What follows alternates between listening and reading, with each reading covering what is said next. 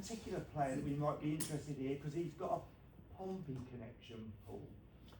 So this team was a team of absolute superstars at the time.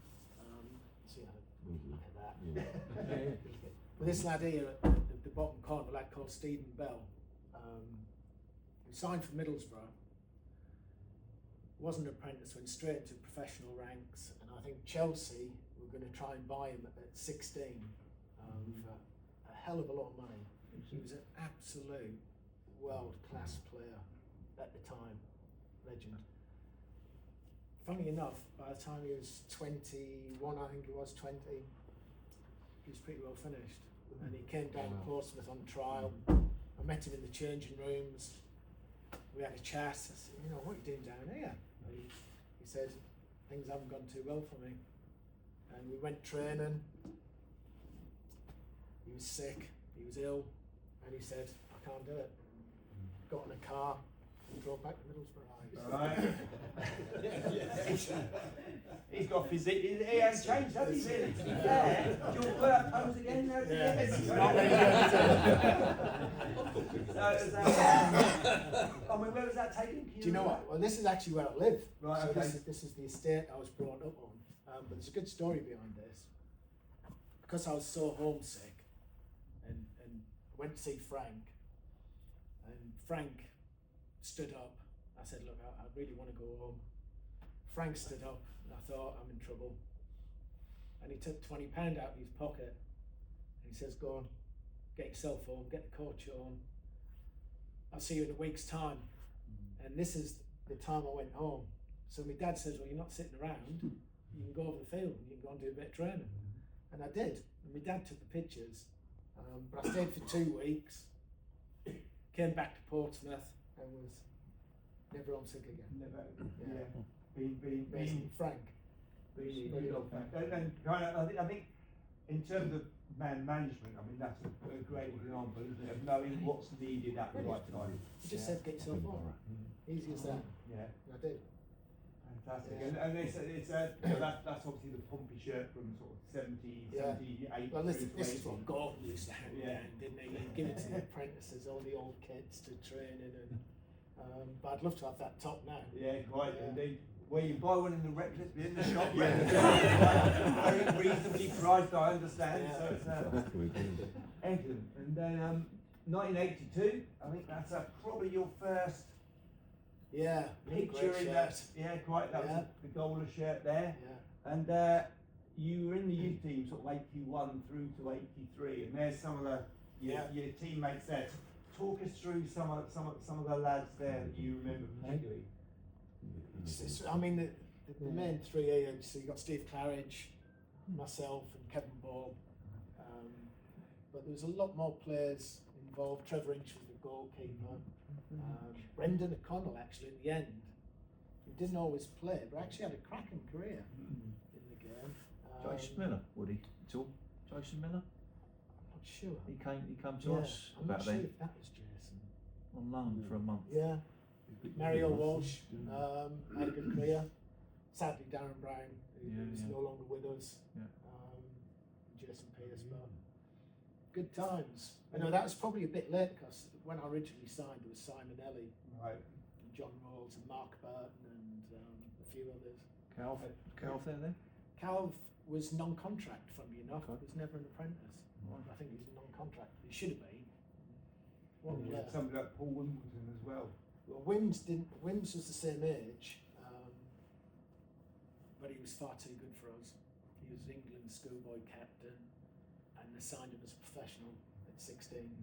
He didn't train with the youth team, didn't play in the youth team. He used reserves and whatever. Unfortunately, got injuries, history. Yeah. bad knee injury, Yeah. and he had Gordon treating it, didn't he? Dave and Kev around at that time, or no? No, Older? they'd both just. Oh, Dave was there only for about a year, Okay. and then moved on. Yeah. And then obviously you kind of start getting towards the first team kind of picture here. This is a picture, I think this is a reserve game against, I'll have a look in the programme, I think it's a reserve game against Brentford at the end of the 84 season. Yeah. Now, tell us about this midfielder here, Paul. he wasn't the best. Oh, what do you mean? No. You sure about that? Alan Baum. So Bowley was obviously the coach, in charge of the reserves, and it is a testament to his ability, the amount of young lads that came through and had great careers. Yeah. And it's playing with him. Yeah. You know, not two ways about it. And what are your memories of playing with Bawley? Because, you know, not there are, you know, to have that kind of privilege, I suppose, in that sense. What are your memories? What was he like as a player to play? I'll be honest, he didn't stop whining. He would shout and he would whine and he'd be on you all the time. Didn't this, but you're always on edge. You've always done it. You didn't stop. You didn't turn off. But it was away from the pitch. It was the training. We used to have a little gym just here. Yeah. Was it in the far corner? Yeah. So we used to go down and have a little a circle. And if you got caught with the ball, you go in the circle. Two goes in the circle.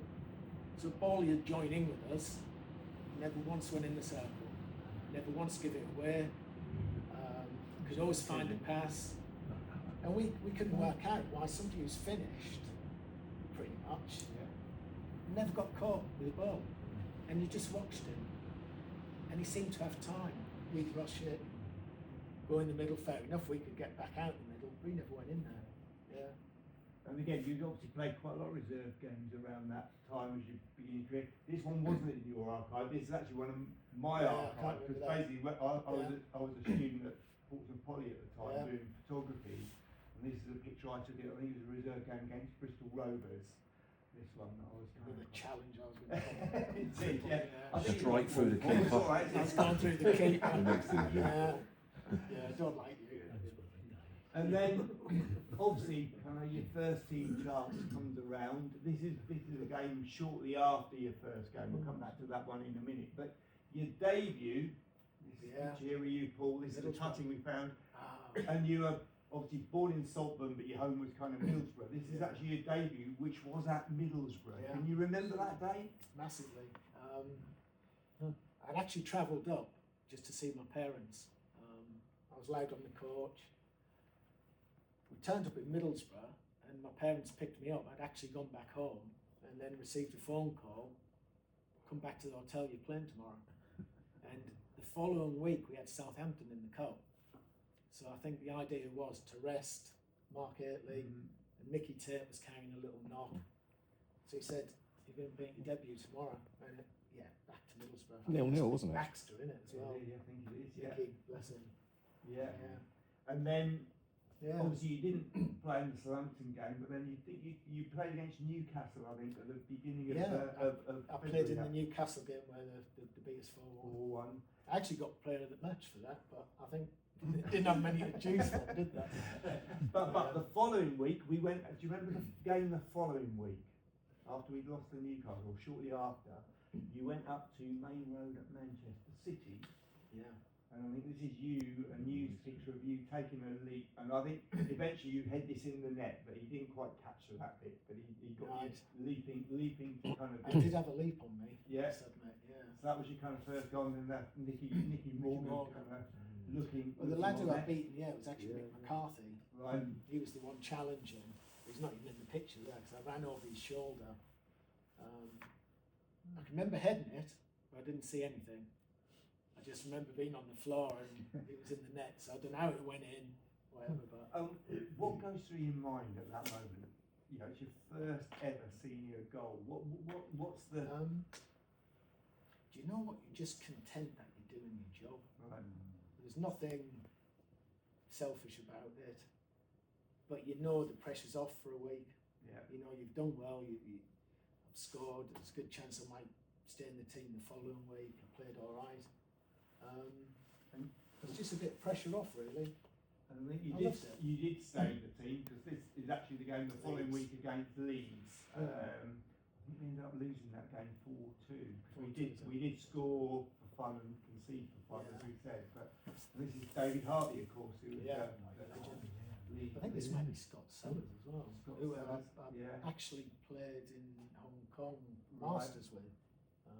Was that Hind? Was the Hurd. Hurd. That was Kevin Hurd? Kevin Hurd, yeah. If I look like Marty Feldman. He does, doesn't he? One for the oldies there. That's, so that was that. And then that's the kind, 1984, which is probably your first kind of sort of second. That was full where season I think the Gremlins were just starting to coming evolve together. a little bit. Yeah, I mean, there's so many players on there that had characters. Dave Thomas would have played with Thomas. him at Bognor. Yeah. What a player he was in his late 30s as great well, by the way. professional. Yeah, unbelievable. Great professional. Yeah, Wim's bottom right. I think Wim's actually spent a lot of time on the continent playing. I remember going to Malaysia or something, and somebody said he was out there playing the season before. Is that Stanners at the back as well? Yeah. Gary Stanley. Yeah. He came to Waterlooville with. He came over with John McLaughlin. I think might have been early. Yeah. Johnny Mack, the fullback. Yeah. Johnny Mack. Yeah. So Johnny Mack's left by then, isn't he? So a lot of them lads here. They come and played a bit of non-league. And so that's obviously with Mickey Baxter there. Of Yeah, course, yeah. What yes. happened to Mickey? We signed Blakey pretty soon after, didn't we? Right. Mickey. Yeah. So Dave Thomas the coach then?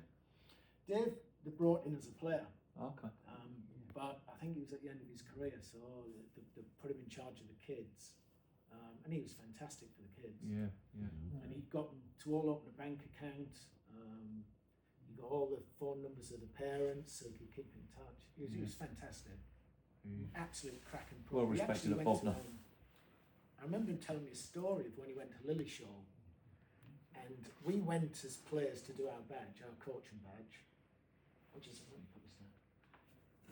which was easy because you're coaching with other players and you're doing your sessions with other players. And Dave couldn't make it, so he went the following coaching week with a lot of school teachers. So he said when he was doing his session, he said it's difficult because you've got the school teacher who's never played the game, who's never kicked the ball, and you're trying to coach a session of keep ball on. And he said he's finding it really difficult. When they took their session, they've got Dave Thomas chipping little balls into the back post and taking a pick, and they found it quite easy. And at the end of the week, quite a lot of these school teachers passed and they failed him. And he says, I ain't going back. He says, I'm not having that. It's an absolute disgrace. He said, you can't have somebody who knows nothing about the game, getting the badge. Ironically, he became a school teacher. Yeah. He became a school teacher. That's the only way he was going to get a badge. Oh, boy. Now, this picture cropped up, I think, in your archive. Right. Now, this is a game against Oxford in September 1984, and I want you to wind back probably about 4 or 5 seconds before this particular moment here, and just talk us through kind of what happened. So yeah, this is away at Oxford. So I think I came on as a sub, actually, and I think I was told just to try and do something and create something. And I think it was only a few minutes to go, and I just remember the gap opening up, and I just ran through it. And I think it was Kevin Dillon played the ball through, but I had so much time running into the keeper. I didn't think there was anybody near me, actually. I think Malcolm Shot, was it? It looks like it, Yeah, I think he was running off. Did he play for Portsmouth? He did, but he's miles away from you there. Yeah. I think it's But I think he was there. running at an angle the other way, and I was coming in. Do you know what? I can't remember too much about running with the ball, but I remember just putting into the far side net. I thought, job done. And then this picture's in here as well. So Yeah. there's you celebrating with the Pompey fans behind the goal at Oxford and out of the Yeah. But the reason why this one was interesting for me is, as you were running through, what was going through my mind, I hope I get it in focus. Because it was a bit harder in those days, because in actual fact, this was, I was doing some work at the news at the time, so I ended up with the picture on the back page of you kind of like scoring that particular goal. So there was a kind of moment where our paths were quite interlinked in that way, but it was a great goal. Yeah. It was a great goal, one of my most memorable ones for sure. And moving on here, what's going on?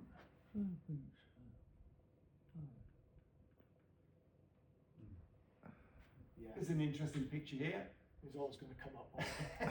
So, and you've spoken about this obviously with kind of Johnny in that way, but if you wanted one kind of word,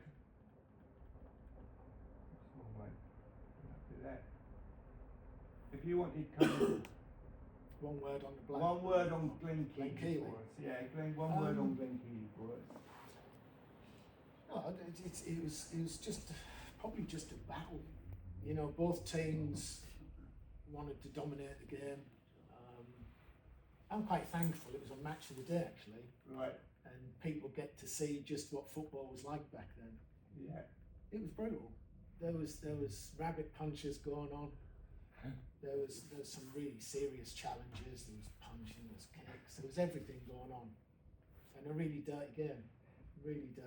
But we'd have been disappointed if we didn't have that. Who else was in that Blackburn side then?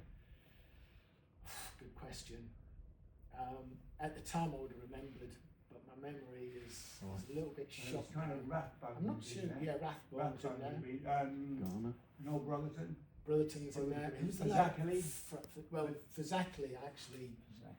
I caught Fazackley's face with my studs. I don't know what my studs were doing up there. There we go, now we go. But if you watch the game, he's got a cut on his chin, and I think it's where I caught him with my boot, which is probably one I should have got sent off for. Accidents will happen. Yeah. Accidents will happen. So we've got, moving through, this is kind of 1985. You mentioned Waddle already because he played in that game against Newcastle. Yeah, This is actually the League Cup second Cup. replay that you played in. Yeah. What was it like to play in? Because that was a packed Fratton Park that night. It was Do you know playing what? against the likes of Waddle and It was amazing. So it was over 2 legs, wasn't it? well, it was the second replay. We drew. we drew up there. We drew at White Hart So it Lane. wasn't it? It's just We then second- drew that's 0-0 right. at Fratton Park, and then we won the toss. And the second replay was at Fratton Park, which is the one you played in. Is that when Blakey scored? It was 1-0. yes. Yeah, 1-0. Tuesday night. Amazing. Yeah. Yeah. Remember that? Playing against Tottenham. And didn't you end up playing with Chris Waddle at one point in the We Masters? played a lot of Masters football after we finished. I don't know if you remember the Masters on television, Sky. And I was involved with Sheffield United, and Chris obviously played a lot for Sheffield Wednesday. But we always got on. The two teams always got on quite well. We all lived in Sheffield, so we used to bump into each other. He introduced me to Gaza one day at the Masters. I walked through the car park, and I was in the boot of my car, and I closed it down. I went, "Hi, Chris." And before I said anything, Gaza went, "Hi, Woody, how you doing?" I thought, wow. I'm Chris. He knew my name. Chris must have just told him as he's walking down. I thought he shot you in the boot, Paul. In fact, Yeah. in fact, he said it. I thought, wow. What's interesting, not everyone at the Masters, we had some great players. The only player I've seen other players go up to for the autograph was Gaza. Everybody wanted Gaza's autograph. Yeah. He was a one-off, and you kind of had the perm back in those days as well, didn't you? Do you know what? Sadly, it wasn't even in fashion. Yeah. It had been and gone Yeah. with Keegan and McDermott, and then for some reason, I thought it'd be a good idea to have a perm. So when mullet, perm kind of combo. Yeah, it was. it didn't look good, did it? No. And of course that was when they were doing the work on the south stand after they had to do some fire safety work. That's right. So it was, I'm not quite sure what the photographer thought it would be a good idea to do that with the back stand behind. There we are. That's, so 1986. This is actually one of your goals against Star is Born. Yeah. Against Shrewsbury. That was the easy one, wasn't it? No, well, That was the little tap in. You'd have worried if you'd have missed that one, Yeah. wouldn't you, really, to be fair. And again, I think I was looking for a headline that actually had that kind of quote, "A Star is Born," and I couldn't find it, but it's Wonderboy. He kind of does it in that way. But I think there's a quote here. Alan Ball has never believed in handing out praise for the sake of it, so he made the whole football world sit up when he admitted a star was born today. And that was you were 21 there after your 2-goal burst against Shrewsbury. Yeah, so compliment. it was, yeah. It's not often you can say something like that about a young player who such you, but Woody was great. And that was his quote there, Bawley. And then this is the pre-season of 86-87. So again, I'm not sure what the photographer was thinking of here with kind of like not having shin pads on and all that kind of malarkey, but pre-season photo, but then, as you said, you kind of had that was the without the season. I think that was actually a report from the 1st of January, so you had to kind of play a bit in there. I think I'd started and had a few weeks struggling with his pelvis. Yeah. What it was, I actually played at Oldham, Luton and QPR in 2 weeks, and the plastic pitches back then weren't very forgiving, and a little ligament in my pelvis had gone out of sync. Right. And it was agony. And they said you could have an operation, but you might be out for 2 seasons. But if you rest it, you might be lucky, and after a season, it might be okay. And I rested it, and then the day I was going to play the first reserve game, it was aching like hell. Right. And I thought, this ain't great. And I think I went out, like I said earlier, played 45 minutes, then got a hat trick, and then I was shipped out to Brighton. Shipped out to Brighton. And Yeah. Again, we didn't ask you for any photos from your Brighton time, so I kind of dug this one out of the archive. What are your main memories of kind of playing at Brighton? And how did you alluded to it with Johnny? What was the culture of Brighton as a football club like compared with Pompey? For me, the one thing, I felt at home here, even from the day I turned up. You know, I turned up with my dad. I was a young kid. We walked into the Fratton end, and all the steel workers from Middlesbrough, and it's all printed all in there, Middlesbrough. And I just thought, you know, this is great. I grew up here with other young lads. It was part of my sort of DNA. Changing clubs and going to Brighton, don't get me wrong, they're all nice lads, you know, and we got promoted in the first year, we did really well. But it was just, you're passing through. You know, you were just going to do a job there, and if you'd stayed for 10 years, you did it. And Didn't feel the same. And how did you end up going to Sheffield United? Well, I got left out of the game away to West Brom, and I don't know why I got left out. I was playing quite well, and I went to see the manager, and he flipped a little bit. So I said, Who was at the time? Barry Lloyd. Barry Lloyd, yeah. So I just said, oh, just put me on the transfer list. And funny enough, who comes in for me but Alan Ball at Stoke. Right. So I went up to Stoke, I sat in Ball's office, and the story is, I'm sat there negotiating a contract, and he knocks me down $5,000 on the signing on fee, which is not a lot. I wasn't asking for a lot anyway. And the phone goes in his office, and it's Gary Chivers, and he said, Woody, have you signed? And I said, I had. He said, don't say anything, just yes or no. Have you signed? And I went, no. He says, don't. Dave Bassett wants you at Sheffield United. And Sheffield United were there, and Stoke were there. And so I left the office. I didn't sign. They put me up in this little guest house opposite this school in Stoke. And I looked out the window right over the entrance to this school, and I thought, I don't want to bring the kids up here. And I didn't. I looked at it and I thought, you've put me in the right shithole there. So I didn't sign. I went back for 3 days to Brighton because they wanted Nicky Morgan from Stoke. It was supposed to be an exchange deal. Right. And Lloydie was calling me saying, look, are you going? Nicky's waiting to come down. And then it come out in the Daily Star, Dave Bassett wanted me at Sheffield, and then I could go up there. Went in his office, said, what's this? At Sheffield United. And Lloydie didn't want to tell me because he wanted Nicky Morgan. But I knew about it anyway. You probably got sent off more than a type of player that you were should have done, might have done. Yeah. So, how do you explain that? And how what is it in your makeup or football makeup that meant actually you did get into a bit more trouble than maybe you should have done? I don't even think it's in my football makeup. I don't like losing. Right. But I don't like being cheated. Yeah. And I don't like people who didn't try. Yeah. And luckily, a lot of the football clubs has been pretty good. But I could be pretty aggressive when I played. I don't think I got sent off. I haven't, did I? No. Which is pretty good going, really. Yeah. Probably wasn't quick enough then. Mostly Daishi. Yeah, oh, Daishy, yeah. to me. Yeah, but it's I don't know. The football back then allowed them sort of challenges to go along. And you And were quite happy to mix it. Yeah, I could mix it. So I know I'm only little, but you were prepared to take the consequences, I suppose. Yeah, totally. In that sense, Yeah, isn't it? totally. Yeah. And we actually saw the game out at 1-1-0, so it was all right. yeah, we won it. It's quite important win, wasn't it? It was, yeah. No, we were really struggling at that Yeah. point, and I think that kind of just Pompey fans feeling Steve Bone there, kind of like right me wrong. Of course, Mike Neeson, the classic kind of news reporter. And again, probably your Pompey career was a little bit kind of second time around. You talked about the injury here, so we got Neil Silly here. Jerry Creaney, what was he like as a character? I think Jerry came down in a sort of blaze of glory, but he had a lot to do in that team. I think he come from Celtic, hadn't he? He had big money move. Yeah. Big money move, and we'd had such a good history of centre forwards with Walshy and Guy and Scott McGarvey. Jerry's not a good history, totally. I mean, Scott was an exception back then.